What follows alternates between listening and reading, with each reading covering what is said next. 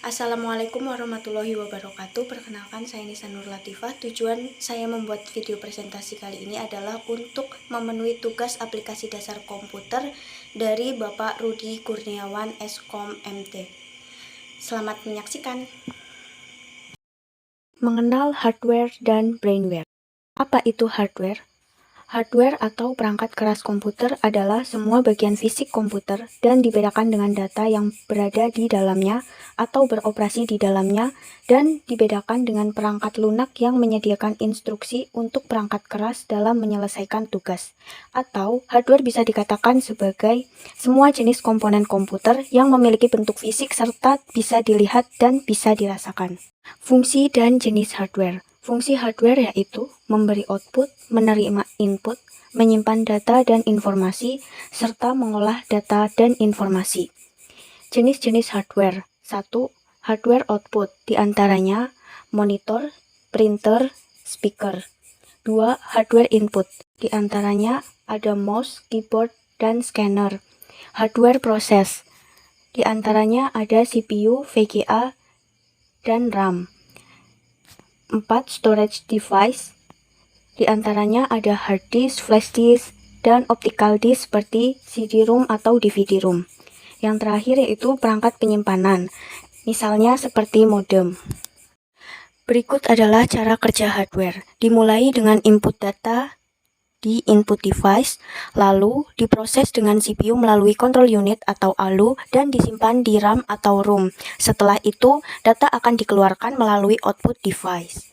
Sekarang kita lanjut ke materi brainware. Apa itu brainware? Brainware adalah manusia yang terlibat dalam mengoperasikan atau pemakaian serta mengatur sistem di dalam perangkat komputer.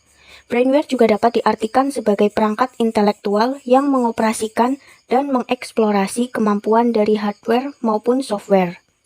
Fungsi dan jenis brainware. Beberapa fungsi dari brainware yaitu untuk merancang sistem, membuat program atau aplikasi, mengelola sistem komputer, melakukan maintenance, serta sebagai operator atau user. Berikut beberapa jenis brainware, yaitu 1. Analisis, bertanggung jawab dalam merancang, menentukan, serta memberi rekomendasi sistem atau software yang cocok untuk kebutuhan perusahaan maupun personal. Programmer adalah orang yang menguasai berbagai macam bahasa pemrograman sehingga mampu menciptakan program komputer. Ketiga, ada administrator. Administrator bertanggung jawab untuk mengatur, mengendalikan program, serta jaringan komputer. 4. Teknisi. Teknisi bertanggung jawab dalam memelihara komponen hardware serta memperbaiki jika ada kerusakan hardware dalam sistem komputer. Yang terakhir adalah operator. Operator adalah orang yang mengoperasikan komputer atau bisa disebut dengan user. User hanya bisa menjalankan aplikasi komputer yang diperbolehkan oleh administrator. Setelah mengetahui materi tersebut, rasanya ada yang kurang kalau kita belum mengetahui cara kerja dari brainware. Berikut adalah cara kerja brainware, yaitu si brainware akan membuat program data atau aplikasi, lalu akan dimasukkan ke dalam hardware dan akan diproses oleh software untuk dijalankan kembali oleh brainware.